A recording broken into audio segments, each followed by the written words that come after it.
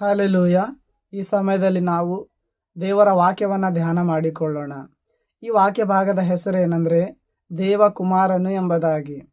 ಮತ್ತಾಯನು ಬರೆದ ಸುವಾರ್ತೆ 8ನೇ ಅಧ್ಯಾಯ 29ನೇ ವಚನದಲ್ಲಿ ಬರೆಯಲ್ಪಟ್ಟಿದೆ. ಏನಂದರೆ, ಅವರು ದೇವರ ಮಗನೇ, ನಮ್ಮ ಗೊಡವೆ ನಿನಗೇಕೆ. ಹಾಲೆಲೂಯ. ಅಂದರೆ ಈ ವಾಕ್ಯದಲ್ಲಿ ಇಬ್ಬರು ಮನುಷ್ಯರಲ್ಲಿ ಅನೇಕ ದೆವ್ವಗಳಿರ್ತಾವೆ.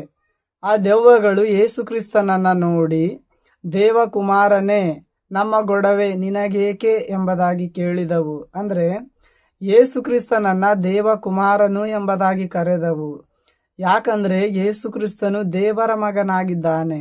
ಅದಕ್ಕಾಗಿಯೇ ಆ ದೆವ್ವಗಳು ಯೇಸು ಕ್ರಿಸ್ತನನ್ನು ದೇವಕುಮಾರನೇ ಎಂಬುದಾಗಿ ಕರೆದವು. ಹಲ್ಲೆಲೂಯ. ಅಂದರೆ ದೆವ್ವಗಳಿಗೂ ಸಹ ಗೊತ್ತು ಯೇಸು ಕ್ರಿಸ್ತನು ದೇವರ ಮಗನಾಗಿದ್ದಾನೆ ಎಂಬುದಾಗಿ. ಹಲ್ಲೆಲೂಯ. ಅದಕ್ಕಾಗಿ ಯೇಸು ಕ್ರಿಸ್ತನು ದೇವರ ಮಗನಾಗಿದ್ದಾನೆ. ಕ್ರೂರಿಯಾಗಿರುವಂಥ ಆ ದೆವ್ವಗಳು ಸಹ ಯೇಸು ಕ್ರಿಸ್ತನನ್ನು ದೇವಕುಮಾರನು ಎಂಬುದಾಗಿ ಕರೆದವು. ಹಲ್ಲೆಲೂಯ.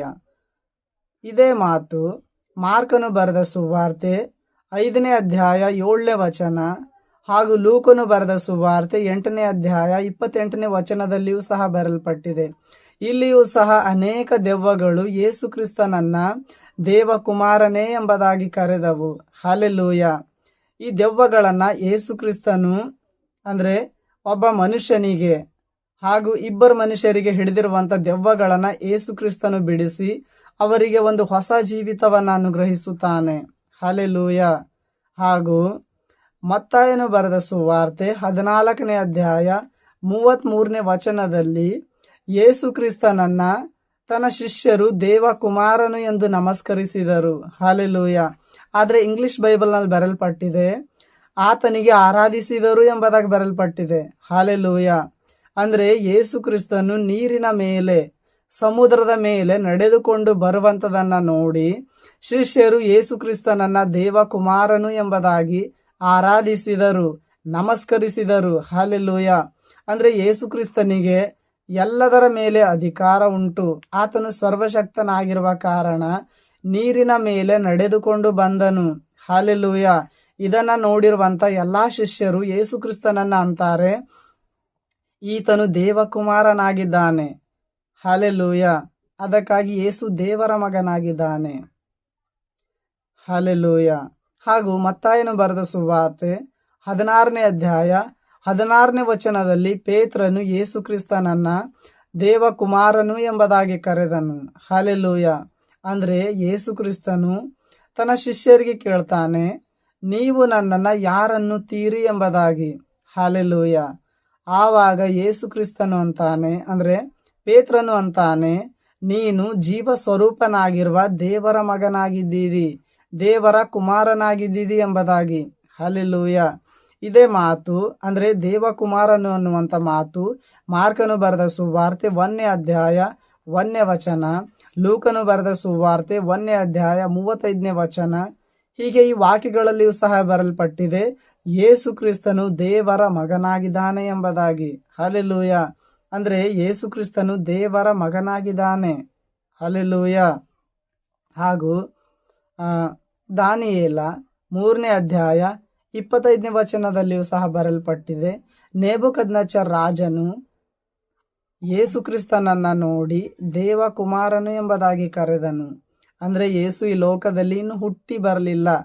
ಹುಟ್ಟಿ ಬರಲಾರ್ಗಿಂತ ಅನೇಕ ವರ್ಷಗಳ ಹಿಂದೆ ಅಂದರೆ ಇಲ್ಲಿ ಒಂದು ಘಟನೆ ನಡೆದಿದೆ. ಏನಂದರೆ ಬಾಬೆಲ್ ದೇಶದಲ್ಲಿ ಸದ್ರಕ್, ಮೆಷಕ್, ಅಬೇದ್ನೆಗೋ ಇವರನ್ನ ಒಂದು ಬೆಂಕಿಯಲ್ಲಿ ಹಾಕ್ತಾರೆ. ಯಾಕೆ ಹಾಕ್ತಾರೆ ಅಂದರೆ ಇವರು ಒಂದು ಪ್ರತಿಮೆಯನ್ನ, ಒಂದು ಮೂರ್ತಿಯನ್ನ ಅಡ್ಡ ಬೀಳದೆ ಇರುವ ಕಾರಣದ ದೆಸೆಯಿಂದ ಇವರನ್ನ ಬೆಂಕಿಯಲ್ಲಿ ಹಾಕಿದಾಗ ಆ ಬೆಂಕಿಯಲ್ಲಿ ಯೇಸು ಕ್ರಿಸ್ತನು ಇಳಿದು ಬರ್ತಾನೆ. ಆ ಇಳಿದು ಬಂದಿರುವಂಥ ಆ ರೂಪವನ್ನ ನೋಡಿ, ಆ ಮನುಷ್ಯನನ್ನ ನೋಡಿ ಈ ನೆಬೂಕದ್ನೆಚ್ಚರ್ ರಾಜ ಅಂತಾನೆ, ನೀವು 3 ಹಾಕಿದ್ದೀರಿ, ಆದರೆ ನಾನು 4ನೇಯವನನ್ನು ಸಹ ನೋಡುತ್ತೇನೆ, ಅವನ ರೂಪವು ದೇವಕುಮಾರನ ರೂಪದಂತಿದೆ ಎಂಬುದಾಗಿ. ಹಲ್ಲೆಲೂಯ. ಅಂದರೆ ಯೇಸು ಕ್ರಿಸ್ತನು ದೇವರ ಮಗನಾಗಿದ್ದಾನೆ. ಹಲ್ಲೆಲೂಯ. ದೇವರ ಮಗನಾಗಿದ್ದಾನೆ. ಹಲ್ಲೆಲೂಯ. ಹಲ್ಲೆಲೂಯ. ಅಂದ್ರೆ ಯೇಸು ಕ್ರಿಸ್ತನು ದೇವರ ಮಗನಾಗಿದ್ದಾನೆ, ದೇವರ ಕುಮಾರನಾಗಿದ್ದಾನೆ. ಹಾಗೂ ಮತ್ತಾಯನು ಬರೆದ ಸುವಾರ್ತೆ 3ನೇ ಅಧ್ಯಾಯ 17ನೇ ವಚನ, ಮಾರ್ಕನು ಬರೆದ ಸುವಾರ್ತೆ 1ನೇ ಅಧ್ಯಾಯ 11ನೇ ವಚನ, ಲೂಕನು ಬರೆದ ಸುವಾರ್ತೆ 3ನೇ ಅಧ್ಯಾಯ 22ನೇ ವಚನ, ಯೋಹಾನನು ಬರೆದ ಸುವಾರ್ತೆ 1ನೇ ಅಧ್ಯಾಯ 34ನೇ ವಚನ, ಹಾಗೂ ಕೀರ್ತನೆ 2ನೇ ಅಧ್ಯಾಯ 7ನೇ ವಚನ. ಈ ಎಲ್ಲ ವಾಕ್ಯಗಳಲ್ಲಿ ದೇವರು ತನ್ನ ಬಾಯಿಂದಲೇ ಹೇಳಿದಾನೆ, ಈತನು ನನ್ನ ಮಗನು ಎಂಬುದಾಗಿ. ಹಲ್ಲೆಲೂಯ. ಅಂದ್ರೆ ಯೇಸು ಕ್ರಿಸ್ತನು ದೇವರ ಮಗನಾಗಿದ್ದಾನೆ, ದೇವರ ಕುಮಾರನಾಗಿದ್ದಾನೆ. ಹಲ್ಲೆಲೂಯ. ಅದಕ್ಕಾಗಿ ಯೋಹಾನನು ಬರೆದ ಸುವಾರ್ತೆ 3ನೇ ಅಧ್ಯಾಯ 16ನೇ ವಚನದಲ್ಲಿ ದೇವರು ತನ್ನ ಮಗನನ್ನ ಈ ಲೋಕಕ್ಕೆ ಕಳುಹಿಸಿದಾನೆ, ಒಬ್ಬನು ಕೂಡ ನಾಶವಾಗದೆ ಎಲ್ಲರೂ ನಿತ್ಯ ಜೀವವನ್ನ ಪಡೆಯಬೇಕೆಂದು. ಆತನ ಮಗನಾಗಿರುವಂತ ಯೇಸು ಕ್ರಿಸ್ತನನ್ನ ಈ ಲೋಕಕ್ಕೆ ಯಾಕೆ ಕಳುಹಿಸಿದಾನಂದ್ರೆ, ಆ ಯೇಸು ಕ್ರಿಸ್ತನನ್ನ ನಂಬಿ ಎಲ್ಲರೂ ನಿತ್ಯ ಜೀವವನ್ನ ಪಡೆಯಬೇಕೆಂದು ಕಳುಹಿಸಿದಾನೆ. ಹಲ್ಲೆಲೂಯ. ಅದಕ್ಕಾಗಿ ಈ ವಿಡಿಯೋವನ್ನ ನೋಡ್ತಾ ಇರುವಂತ ನಿಮಗೆ ಕೇಳಿಕೊಳ್ಳುವಂಥದ್ದೇನೆಂದ್ರೆ, ಅಥವಾ ನಿಮಗೆ ಹೇಳುವಂಥದ್ದೇನೆಂದ್ರೆ, ಯೇಸು ಕ್ರಿಸ್ತನು ದೇವರ ಮಗನಾಗಿದ್ದಾನೆ. ದೇವರ ಮಗನಾಗಿರುವಂಥ ಯೇಸು ಕ್ರಿಸ್ತನಲ್ಲಿ ನೀವು ನಂಬಿಕೆಯನ್ನ ಇಡೀರಿ. ನಂಬಿಕೆ ಇಡುವುದರ ಮೂಲಕ ಯೇಸು ನಿಮಗೆ ನಿತ್ಯ ಜೀವವನ್ನು ಅನುಗ್ರಹಿಸುತ್ತಾನೆ. ಯೇಸು ನಿಮಗೋಸ್ಕರ ಈ ಲೋಕದಲ್ಲಿ ರಕ್ತವನ್ನು ಸುರಿಸಿ ಪ್ರಾಣವನ್ನ ಕೊಟ್ಟು ಹೂಣಲ್ಪಟ್ಟು ತಿರುಗಿ 3ನೇ ದಿನದಲ್ಲಿ ಎದ್ದು ಬಂದಿದ್ದಾನೆ. ಆ ಯೇಸು ಕ್ರಿಸ್ತನಲ್ಲಿ ನೀವು ನಂಬಿಕೆ ಇಡುವುದರ ಮೂಲಕವಾಗಿ ರಕ್ಷಣೆಯನ್ನ, ಆಶೀರ್ವಾದವನ್ನ, ನಿತ್ಯ ಜೀವವನ್ನ ಹೊಂದಿಕೊಳ್ಳುವವರಾಗಿದ್ದೀರಿ. ಹಲ್ಲೆಲೂಯ. ಈ ವಿಡಿಯೋವನ್ನ ನೋಡ್ತಾ ಇರುವಂತ ನಿಮ್ಮೆಲ್ಲರಿಗೂ ಯೇಸು ಕ್ರಿಸ್ತನು ಆಶೀರ್ವದಿಸಲಿ ಹಾಗೂ ರಕ್ಷಣೆಯನ್ನ ಅನುಗ್ರಹಿಸಲಿ. ಹಲ್ಲೆಲೂಯ. ಹಾಗೂ ಕೇಳಿಕೊಳ್ಳುವಂಥದ್ದೇನೆಂದ್ರೆ, ಈ ಚಾನೆಲ್ ಅನ್ನ ಸಬ್ಸ್ಕ್ರೈಬ್ ಮಾಡಿರಿ ಹಾಗೂ ಈ ವಿಡಿಯೋವನ್ನ ಲೈಕ್ ಮಾಡಿರಿ, ಶೇರ್ ಮಾಡಿರಿ. ಹಲ್ಲೆಲೂಯ. ನಾನು ತಿಂಗಳಿನ ಮೊದಲನೇ ಶುಕ್ರವಾರ ಉಪವಾಸ ಆರಾಧನೆ ಕೂಟವನ್ನ ಪ್ರಾರಂಭ ಮಾಡಬೇಕು ಆಗಿದೆ, ಅಂದ್ರೆ ಮಾಡ್ಬೇಕಂತ ಇದ್ದೇನೆ. ಅದಕ್ಕಾಗಿ ನೀವು ಪ್ರಾರ್ಥನೆಯನ್ನ ಮಾಡಿರಿ. ಹಲ್ಲೆಲೂಯ. ಯೇಸು ನಿಮ್ಮೆಲ್ಲರನ್ನ ಆಶೀರ್ವದಿಸಲಿ. ಆಮೇನ್.